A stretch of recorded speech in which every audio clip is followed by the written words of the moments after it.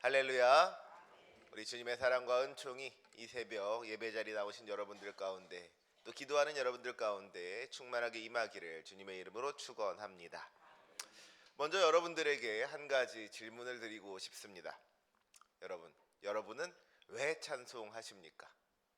무엇 때문에, 어떤 이유로 찬송하십니까? 여러분이 찬송하는 이유가 무엇이냐는 거예요. 어떤 분들은 주님이 너무 좋아서 찬양한다고 하실 겁니다. 또 어떤 분들은 주님께서 나를 사랑해 주시고 나에게 은혜를 베풀어 주신 것이 너무너무 감사해서 찬양한다고 하실 거예요. 우리가 주님을 얼마나 사랑하는지, 우리가 주님의 은혜에 얼마나 감사하고 있는지, 그 마음을 표현하는 것이 찬양이라는 것이죠. 물론 이 이야기가 틀린 이야기는 아니에요. 찬양은 주님에 대한 그 사랑의 고백이고 감사의 고백입니다. 하지만 오늘 우리가 읽은 이 시편 68편의 말씀은 찬양이 무엇인지에 대해서 좀 더 넓은 지평에서 바라보게 합니다. 찬양이 단순한 우리의 그 감정의 표현을 넘어선다는 거예요. 찬양은 하나님의 능력과 하나님의 통치를 선포하는 것입니다. 단순히 내가 얼마나 하나님을 사랑하고 있는지를 고백하는 것을 넘어서 모든 능력과 영광이 우리 하나님께 있다는 것을 온 열방 가운데 담대하게 증거하는 거예요. 선포하는 겁니다. 우리 주님이 얼마나 크고 놀라우신 분인지를 온 세상이 알 수 있도록 온 열방 가운데 증거하고 선포하는 것, 이것이 바로 찬양이라는 것이죠. 먼저 우리 본문 24절 말씀을 함께 읽겠습니다. 우리 본문 24절 말씀 함께 읽습니다. 시작. 하나님이여, 그들이 주께서 행차하심을 보았으니 곧 나의 하나님 나의 왕이 성소로 행차하시는 것이라. 아멘. 그들이 주께서 행차하심을 보았다 그랬어요. 행차. 여기서 이 행차하신다고 했을 때 이 행차라는 것은요, 히브리어로 마할라코트라고 하고 있는데요, 이것은 단순한 이동이 아니라 왕의 행진을 이야기하고 있는 겁니다. 특별히 전쟁에 나갔던 왕이 승리를 거두고 당당하게 돌아오는 개선 행진에 대해서 이야기하고 있는 거예요. 특별히 오늘 그런데 본문에서 뭐라고 기록하고 있어요? 나의 하나님, 나의 왕이 성소로 행차하신다 그랬습니다. 지금 승리를 거두고 개선 행진을 벌이고 있는 저분이 나의 하나님이라는 거예요. 나의 왕이라는 겁니다. 나와 상관없는 분이 아니라 나를 다스리시는 분이시고 나를 지키시고 보호하시는 분이시다 하는 것이죠. 나를 위해서 싸우신 주님께서 이제 승리를 거두시고 행차하시는 거예요. 승리의 행진을 하고 계시는 겁니다. 여러분, 전쟁에 나갔던 왕이 승리를 거두고 개선 행진을 할 때 백성들은 어떻게 했을까요? 그냥 조용히 집에 앉아서 왕이 오나 보다 하고 있었을까요? 아니죠. 온 백성들이 다 거리로 쏟아져 나와서는 환호하는 것, 기뻐하고 즐거워하는 겁니다. 왜냐하면 왕의 승리가 곧 나의 승리이기 때문인 것이죠. 왕의 승리가 백성의 승리로 이어지는 거예요. 마찬가지로 우리 주님께서 승리하셨다는 것은 곧 우리가 승리했다는 겁니다. 우리가 주님의 백성이기 때문에, 주님께서 우리의 하나님이시고 우리의 왕이시기 때문에 주님의 승리가 곧 우리의 승리라는 것이죠. 그렇기 때문에 우리는 찬양하지 않을 수가 없는 겁니다. 하나님이 나의 하나님이시고 하나님이 나의 왕이시다 하는 것을 믿는다면, 그리고 그 하나님께서 이미 승리하셨다는 것을 믿는다면 우리가 어떻게 찬양하지 않을 수가 있겠습니까? 그래서 오늘 본문 26절을 보시기 바랍니다. 우리 함께 읽겠습니다. 26절 시작. 이스라엘의 근원에서 나온 너희여, 대회 중의 하나님 곧 주를 송축할지어다. 아멘. 이스라엘의 근원에서 나온 자라면, 다시 말해 하나님의 백성이라면 마땅히 주님을 찬양해야 한다는 겁니다. 우리가 주님의 백성이라는 그 사실 자체가 찬양의 이유가 된다는 거예요. 우리가 주님께 속하였기 때문에 주님의 승리가 곧 우리의 승리가 되었기 때문에 우리는 마땅히 주님을 찬송해야 한다 하는 것이죠. 주를 송축할지어다 그랬어요. 이것은 단순한 권면이 아닙니다. 명령인 거예요. 해도 되고 안 해도 되는 선택사항이 아니라 하나님의 백성이라면 마땅히 하나님을 송축해야만 하는 겁니다. 주님의 명령인 거예요. 사랑하는 우리 성도 여러분, 주님께서 우리의 왕 되심을 믿으십니까? 또 주님께서 이미 승리하셨음을 믿으십니까? 그렇다면 우리 주님을 찬양하시기 바랍니다. 우리를 이기게 하신 하나님, 우리에게 승리를 주신 그 하나님을 찬양합시다. 주님께서 그 찬양을 기뻐 받으시고 더 큰 은혜 허락하여 주실 줄로 믿습니다. 오늘 본문 25절과 27절의 말씀을 보면은요, 우리 주님의 행차, 그 개선 행진의 모습이 생생하게 그려지고 있는 것을 보게 됩니다. 먼저 25절 말씀을 보니까요, 여인들이 소고치며 찬양하는데 앞에서는 노래로 주님을 찬양하고요, 뒤에서는 악기를 연주하며 따라갔다고 했어요. 노래하는 사람이나 악기를 연주하는 사람이나 모두가 한 마음으로 주님을 찬양했다 하는 겁니다. 각자의 자리에서 각자가 할 수 있는 것으로, 각자가 가장 할 수 있는 좋은 것으로 하나님을 높여드렸다 하는 거예요. 그리고 이제 27절 말씀을 보시기 바랍니다.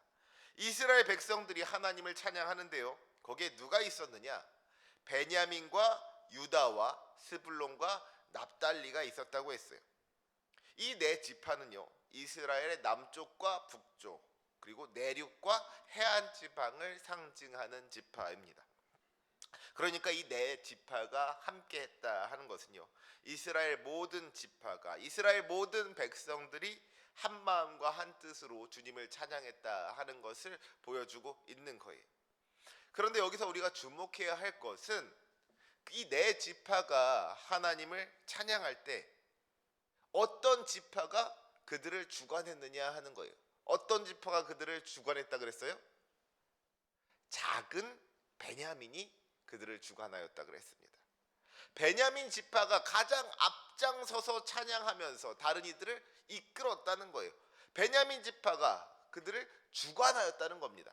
그런데 이 베냐민 지파는요, 이스라엘 12지파 중에서 가장 작은 지파였어요. 그래서 오늘 본문에서도 보니까 베냐민 지파를 작은 베냐민이라고 했습니다.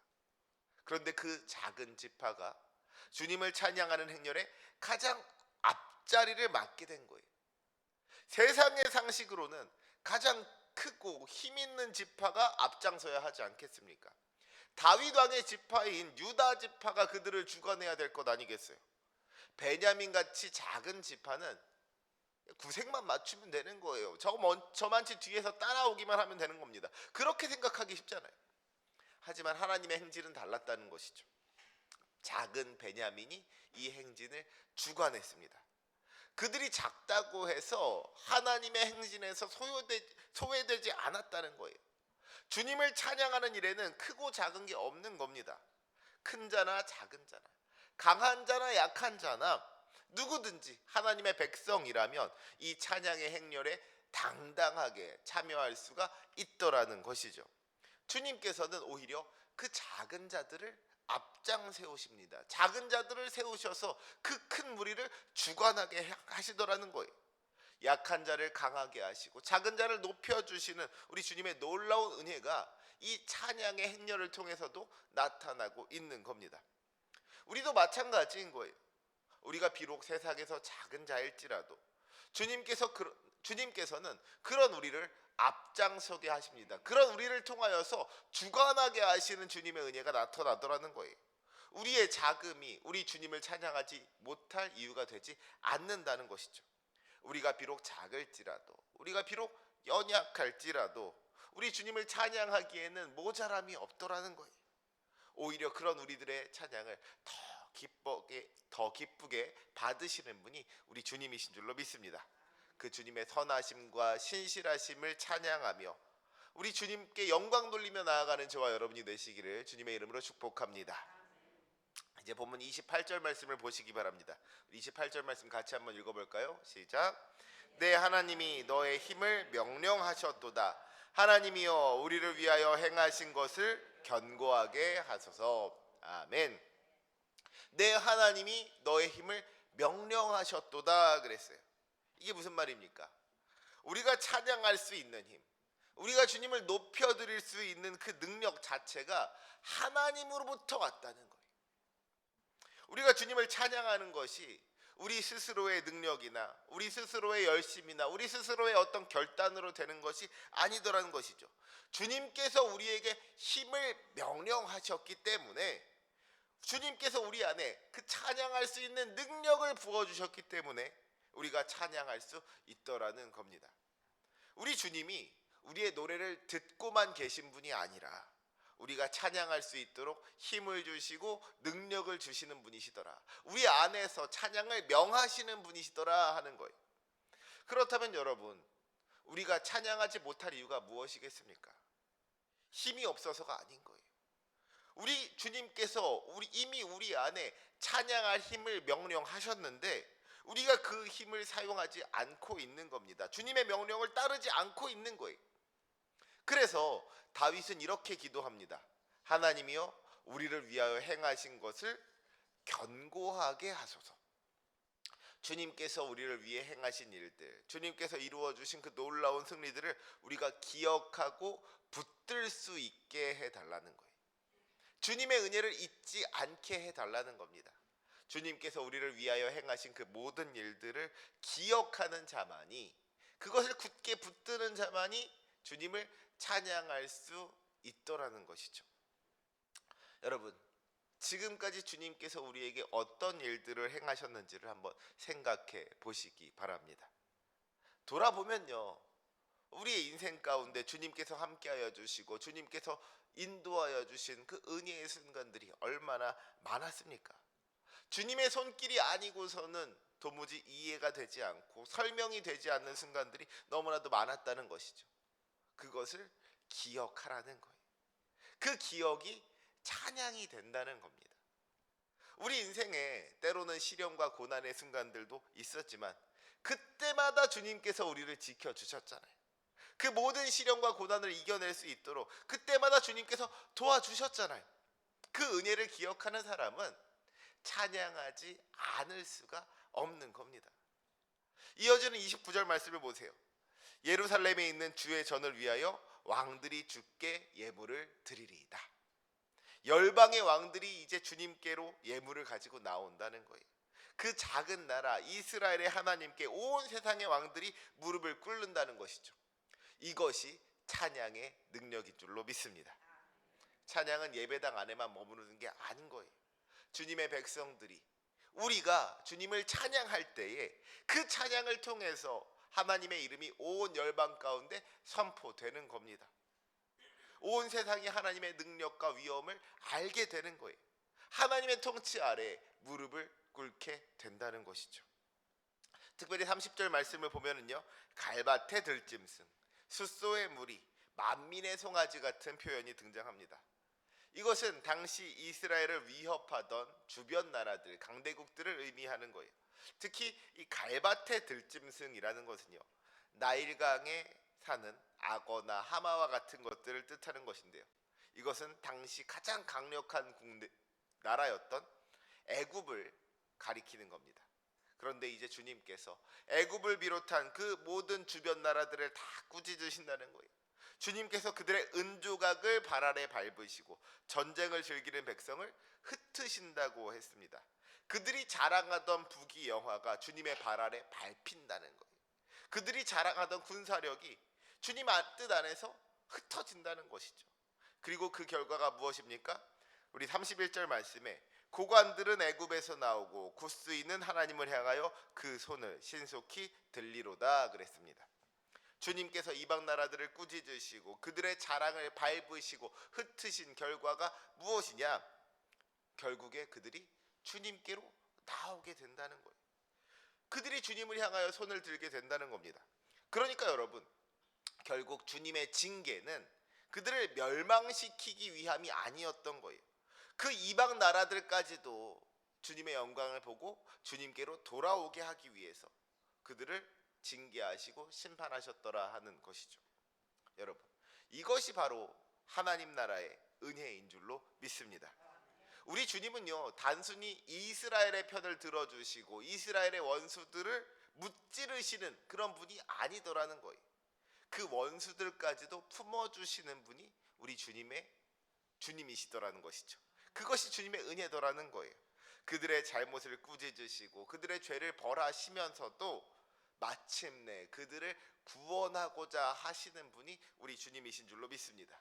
주님의 징계는 우리를 무너뜨리고 멸망시키기 위함이 아니라 우리를 회개하게 하고 돌이켜 주님께로 돌아오게 하기 위함이더라 하는 것이죠. 그래서 32절 말씀은 이렇게 선포합니다. 땅의 왕국들아 하나님께 노래하고 주께 찬송할지어다. 주님을 찬양하는 것이 이스라엘의 일만이 아니더라는 거예요. 처음에는 하나님의 백성들이 주님을 찬양하게 되겠지만 결국에는 그 찬양을 들은 모든 나라들, 땅의 모든 왕국이 우리 주님을 찬양하게 된다는 것이죠. 이스라엘의 원수였던 나라들도, 주님의 징계를 받았던 나라들도 이제 마침내 주님을 찬양하게 된다는 거예요. 하나님의 은혜가 온 땅을 향하고 있기 때문에, 하나님의 은혜가 모든 민족을 향하고 있기 때문에 이제 우리의 모든 죄를 용서하여 주시고 우리를 구원하여 주시는 그 놀라운 사랑을 받고 있는 모든 열방이, 온 땅이 우리 주님을 찬양해야 한다는 것이죠. 그래서 34절 말씀에 너희는 하나님께 영광, 능력을 돌릴지어다 그랬어요. 능력을 돌린다는 게 무슨 말입니까? 우리의 모든 능력이 하나님으로부터 왔다는 것을 인정하고 고백한다는 거예요. 우리가 이루어낸 것들, 우리가 지금 가지고 있는 것들, 우리가 누리는 이 모든 것들이 우리 스스로의 힘으로 된 것이 아니라 하나님의 은혜라는 것을 고백하고 선포한다는 겁니다. 이것이 찬양의 본질인 것이죠.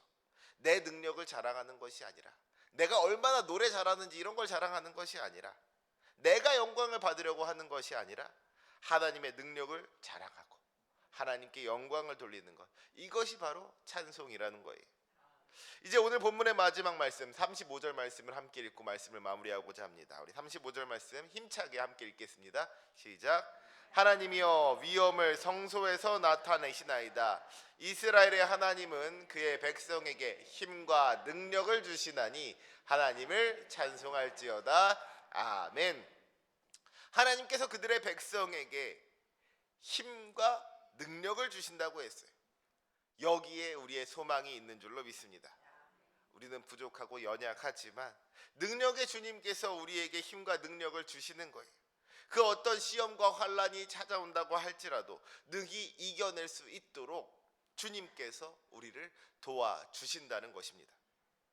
승리하신 주님께서, 이미 승리하신 주님께서 우리를 이기게 하시고 찬양하게 하시는 줄로 믿습니다. 약한 자를 강하게 하시는 주님, 낮은 자를 높여주시는 주님, 작은 자를 통하여서 큰 일을 행하시는 주님을 믿고 의지하면서 주님을 위한 그 행진에 기쁨으로 동참할 수 있는 저와 여러분이 되시기를 주님의 이름으로 부탁드립니다. 우리의 찬양을 듣고 온 열방이 주님을 찬양하게 될 것입니다. 우리의 이 찬양이 온 땅 가운데 주님의 영광을 선포하는 것이 되고 온 땅 가운데 주님의 그 능력을 선포하는 것이 될 줄로 믿습니다. 오늘도 찬양하며 온 땅 가운데 주님의 영광을 선포하며 나아가는 저와 여러분이 되시기를 주님의 이름으로 축원합니다. 아멘. 기도하시겠습니다.